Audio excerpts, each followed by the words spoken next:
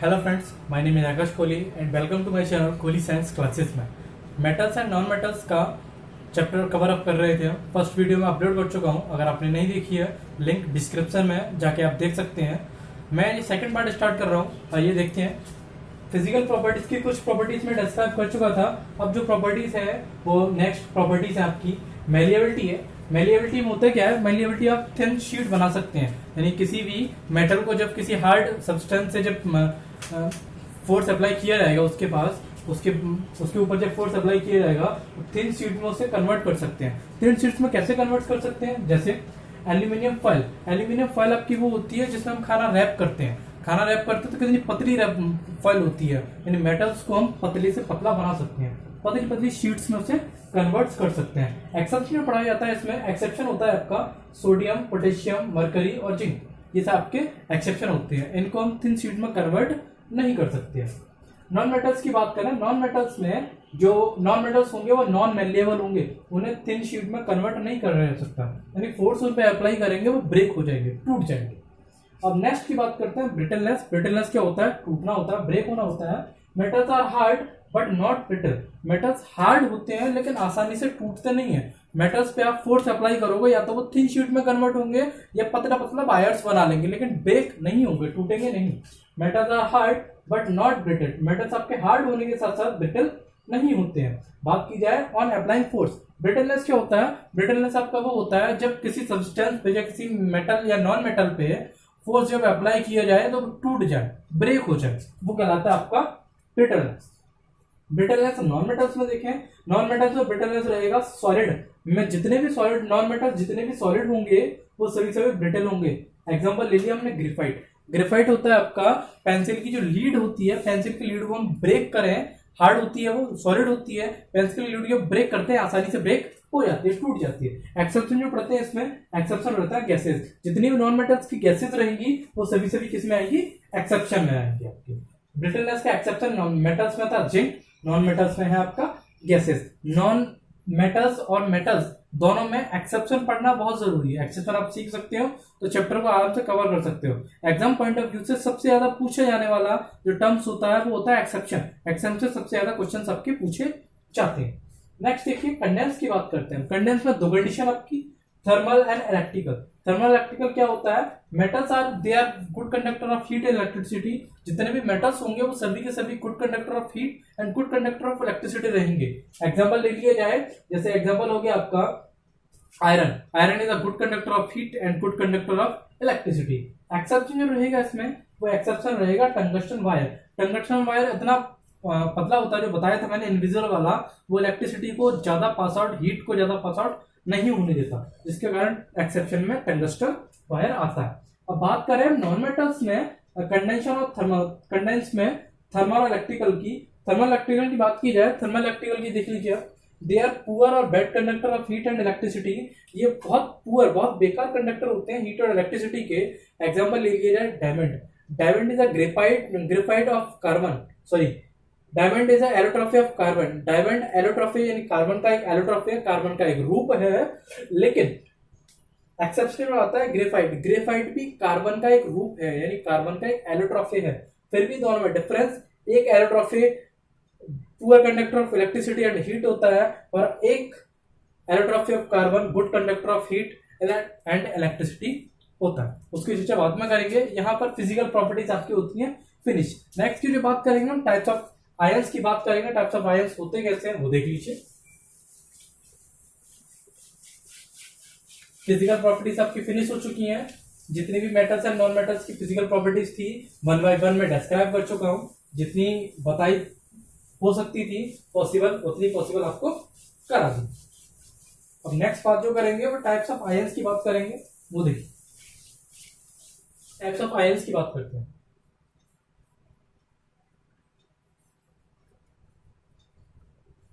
Types of ions देखा जाए आपका मेटल्स में, मेटल्स में टाइप्स ऑफ आयन जब देखा जाएगा, मेटल्स में देखिए जैसे आपका सोडियम है, सोडियम का इलेक्ट्रॉनिक कंफिगरेशन करें, यानी कि number of electrons, number of atoms कितने होते हैं उसके 11, नंबर ऑफ इलेक्ट्रॉन्स 11 होते हैं। इलेक्ट्रॉनिक कंफिगरेशन किया जाए 281, 281 जब हम करेंगे 281 में ऑक्टेव पूरा करने के लिए किसी भी एलिमेंट को कितने एलिमेंट की जरूरत होती है? 8 एलिमेंट की जरूरत होती है, लेकिन यहाँ एक है तो ये एक अपना क्या करेगा? डोनेट कर देगा।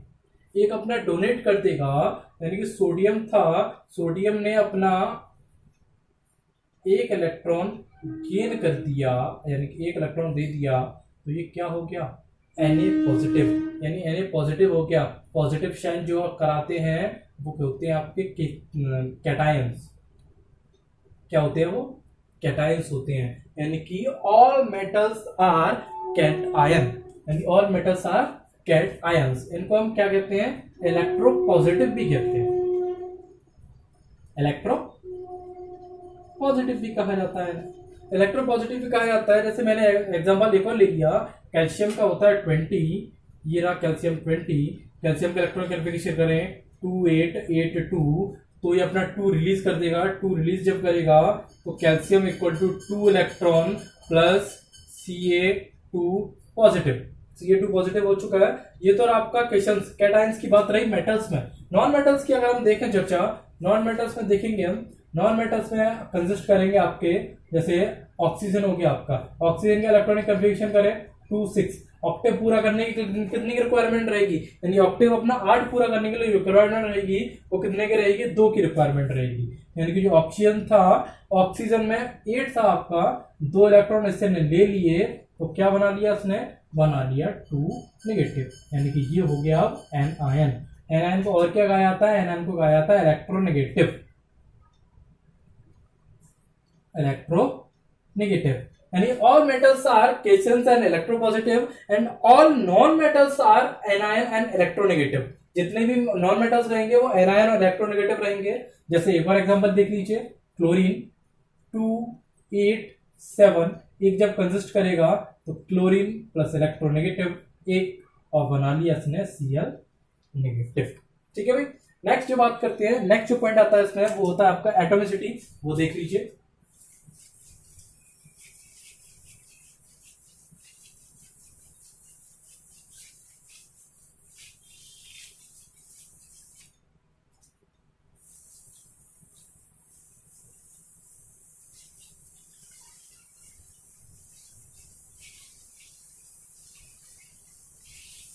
देखिए एटोमिसिटी की बात करते हैं।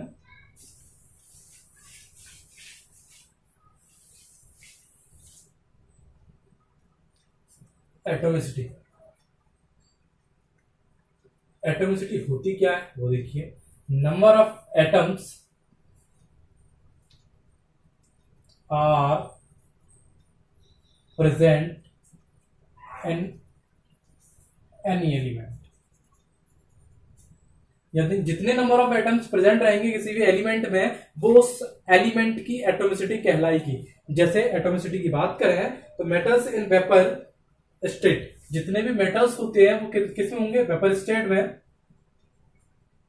Metals in vapour state, vapour state जितने मेटल्स रहेंगे वेपर स्टेट, वेपर स्टेट में जितने भी मेटल्स रहेंगे वो सभी क्या होंगे? Mono atomic. अब ये मोनो एटोमिक क्या होता है? मोनो एटोमिक होता है आपका, मोनो होता है 1, डाई होता है 2, और ट्राई होता है 3, और टेट्रा होता है 4। टेट्रा होता है आपका 4। ठीक है भाई। Number of atomicity and number of atoms are present in any element, it's called atomicity. Metals in vapour state, जितने भी मेटल वेपर स्टेट में पाए जाते हैं वो सभी क्या होते हैं? मोनो एटॉमिक होते हैं। मोनो एटॉमिक कैसे होते हैं देख लीजिए। एग्जांपल दे रहा हूं आपको मैं। एग्जांपल जैसे हो गया आपका सोडियम, पोटेशियम, मैग्नीशियम। इनको कभी आपने डबल देखा है? ऐसे देखा है कभी? नहीं देखा हो। किसी के साथ होते हैं तब ये हो सकते हैं, लेकिन जब सिंगल प्रेजेंट करेंगे अपने आप को, कभी भी Na2, Na3, Na4 नहीं शो आउट करेंगे। हमेशा जो शो आउट करेंगे अपने आप को वो सिंगल मोनो एटॉमिक ही दर्शाएंगे। यानी जितने भी नॉन मेटल्स रहेंगे, जितने भी मेटल्स रहेंगे वो सभी के सभी क्या रहेंगे? मोनो एटॉमिक रहेंगे। जो वेपराइजेशन फॉर्म में रहेंगे, स्टेट में रहेंगे, वो सभी के सभी मोनो एटॉमिक कहलाएंगे। अब नेक्स्ट की बात करते हैं, नॉन मेटल्स की बात करें। नॉन मेटल्स में जितने भी एटोमिसिटी की बात की जाए, एटोमिसिटी ऑफ नॉन मेटल्स इसमें मोनो एटॉमिक थे, इसमें मोनो एटॉमिक नहीं रहेंगे। डाई हो सकता है, ट्राई हो सकता है, टेट्रा हो सकता है, पॉली हो सकता है। जैसे Cl कभी सिंगल नहीं होता, या तो Cl2 होगा या Cl3 होगा।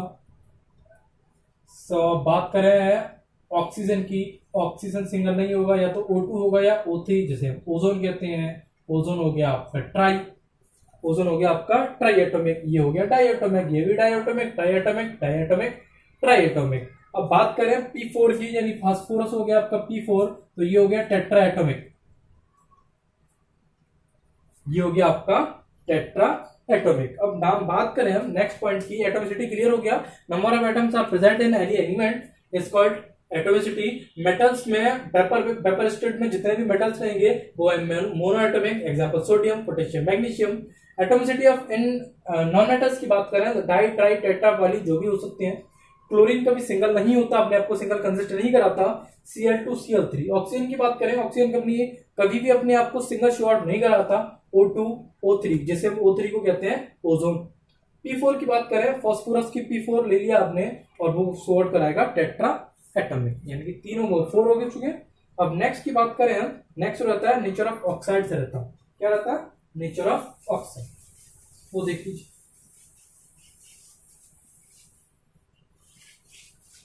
Nature of oxide,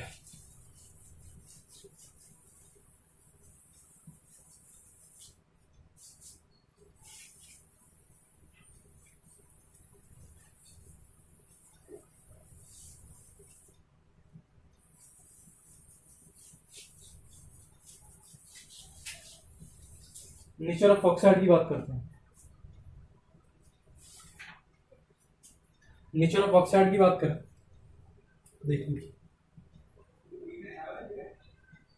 nature of oxide, nature of oxide की जब हम बात करेंगे, जैसे नेचर ऑफ ऑक्साइड में कंटेन किया रहेगा ऑक्सीजन। जैसे सोडियम आपका है, मिला किससे? ऑक्सीजन से। बनाया क्या? बना लिया उसने Na2, यानी सोडियम ऑक्साइड बना लिया। मैग्नीशियम मिला, मैग्नीशियम मिला ऑक्सीजन के साथ, बना लिया क्या? MgO, magnesium oxide. पोटेशियम मिला, पोटेशियम ऑक्सीजन के साथ मिला और बना लिया पोटेशियम ऑक्साइड। यानी कि नेचर ऑफ ऑक्साइड की बात की जाए कि मेटल्स, जितने भी मेटल्स रहेंगे वो सभी के सभी कैसे रहेंगे? बेसिक रहेंगे। सभी के सभी मेटल्स जो रहेंगे वो रहेंगे आपके बेसिक। लेकिन एक्सेप्शन जो आता है, एक्सेप्शन क्या रहेगा? Acidic exception. एसिडिक कौन से होते हैं वो देख लीजिए।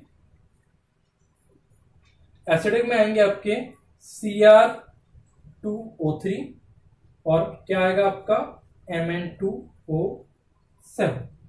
ठीक है भाई, CrO3 2 नहीं आएगा यहाँ पे, CrO3 और Mn2O7, ये रहे आपके एक्सेप्शन वाले। अब बात करें हम नॉन मेटल्स की, तो नॉन मेटल्स में जो रहेंगे आपके, जैसे S+O2 it will give SO2, N+O2 it will give NO2,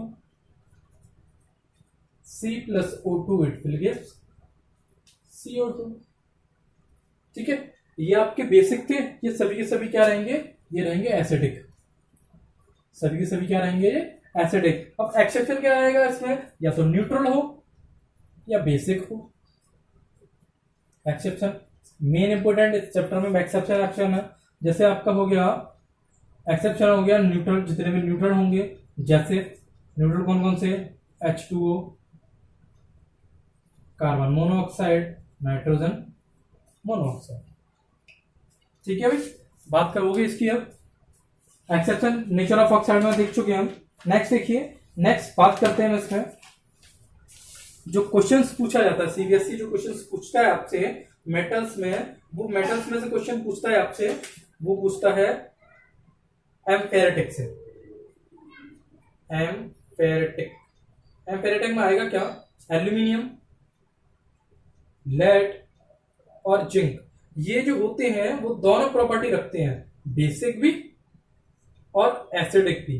questions हमेशा जो पूछता है आपसे एग्जाम पॉइंट ऑफ व्यू से, वो क्वेश्चन पूछा जाता है इसी से। इससे मेन इंपोर्टेंट क्वेश्चन पूछा जाता है आपका एम्पेरिटिक से। एम्पेरिटिक में पूछ लेता आपके what is the in which amphoteric elements के एग्जांपल बताइए। एम्पेरिटिक एलिमेंट्स कौन कौन से हैं निम्न में से, ऑप्शन दे देगा आपसे और पूछ लेगा। तो एग्जांपल में ये तीनों नहीं होंगे, एक ये तीनों में से कोई एक होगा और सब्सटेंस होंगे और एलिमेंट्स होंगे। तो एग्जांपल यहाँ टिक लगाना है आपको, एल्यूमिनियम, लेड और जिंक। ये ऐसे सब्सटेंस हैं, ऐसे मेटल्स हैं जो बेसिक और एसिडिक दोनों रखते हैं। लेकिन ज्यादातर जो मेटल्स होते हैं वो सभी क्या होते हैं, बेसिक। ज्यादातर जो नॉन मेटल्स होते हैं वो सभी क्या होते हैं, एसिडिक। एक्सेप्शन हमने पढ़ लिया। एक्सेप्शन जो होता है मेटल्स में एसिडिक कौन कौन से, CrO3 और Mn2O7। एम्पेरिटिक ऐसे एलिमेंट्स होते हैं, ऐसे मेटल्स होते हैं जो दोनों प्रॉपर्टी रखते हैं, बेसिक एंड एसिडिक की। नॉन मेटल्स में हमने पढ़ा एक्सेप्शन, न्यूट्रल जितने भी रहेंगे वो सभी एक्सेप्शन में आएंगे, H2O, CO और N। ठीक है भाई। नेक्स्ट बात करते हैं कि what happens when metal react with water. क्या होता है जब मेटल वाटर के साथ रिएक्ट करेगा, तो उसके लिए रिएक्ट करने के लिए रिएक्टिव सीरीज की जरूरत पड़ेगी।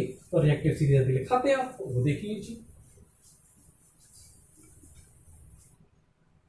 रिएक्टिव सीरीज अभी आ रही है आपके सामने,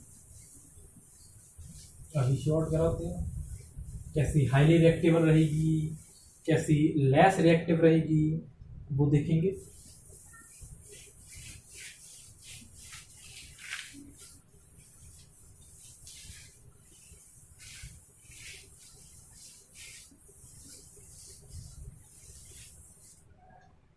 देखिए व्हाट हैपन्स व्हेन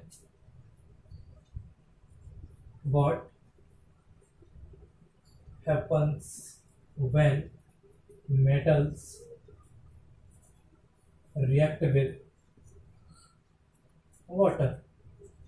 क्या होगा जब मेटल्स वाटर से रिएक्ट करेंगे, तो उसके लिए रिएक्टिव सीरीज देख लीजिए। रिएक्टिव सीरीज में जो रहेंगे आपके, वो रहेंगे पोटेशियम, सोडियम, मैग्नीशियम, सोडियम का calcium, magnesium, aluminium, zinc, lead, hydrogen, copper, mercury और आपका सिल्वर। इनमें से जो आपके ये रहेंगे, यानी कि हाइड्रोजन से जो कम वाले रहेंगे आपके, वो रहेंगे लेस रिएक्टिव, यानी कि लेस रिएक्टिव रहेंगे। कौन कौन से लेस रिएक्टिव रहेंगे, लेड से लेकर Ag तक, यानी डू नॉट, अभी दिखा दूंगा मैं आपको, मैं लिख लूं पहले,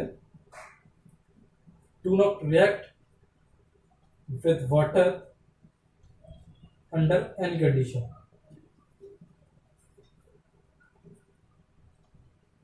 कंडीशन। और ये जो रहेंगे वो मोस्ट रिएक्टिव रहेंगे, किसमें, cold water.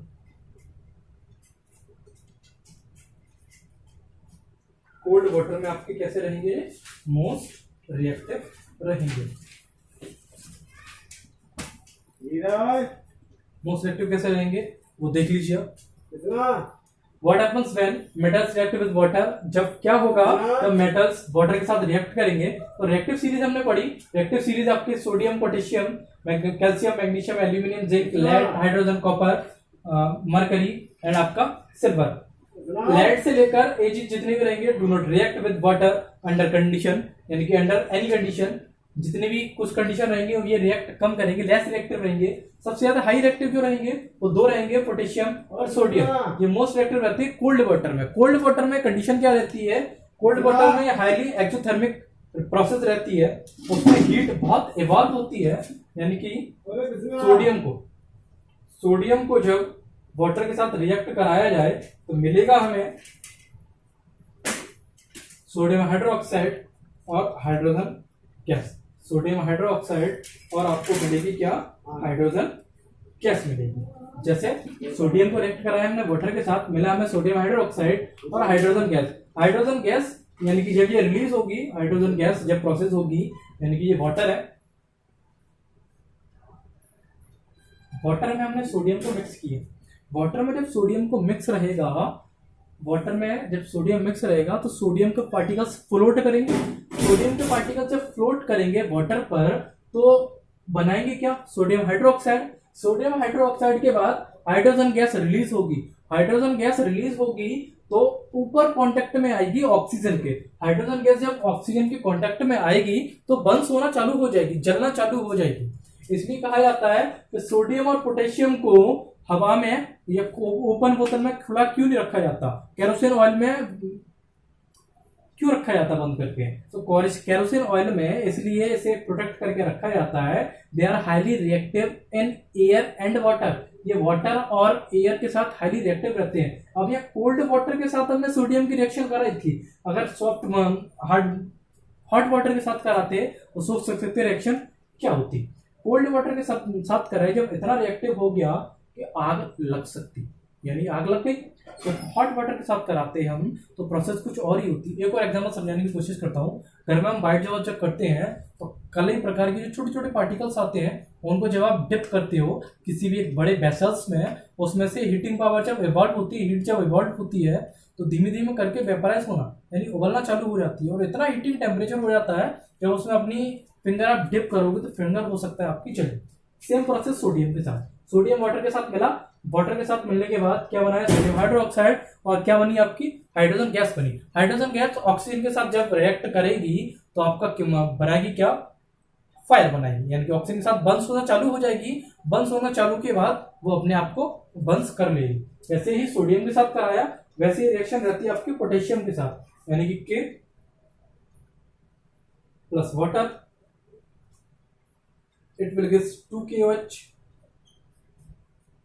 Plus hydrogen gas. Okay भाई, नेक्स्ट की बात करते हैं। सेम ये रही potassium cation most reactive cold water के साथ।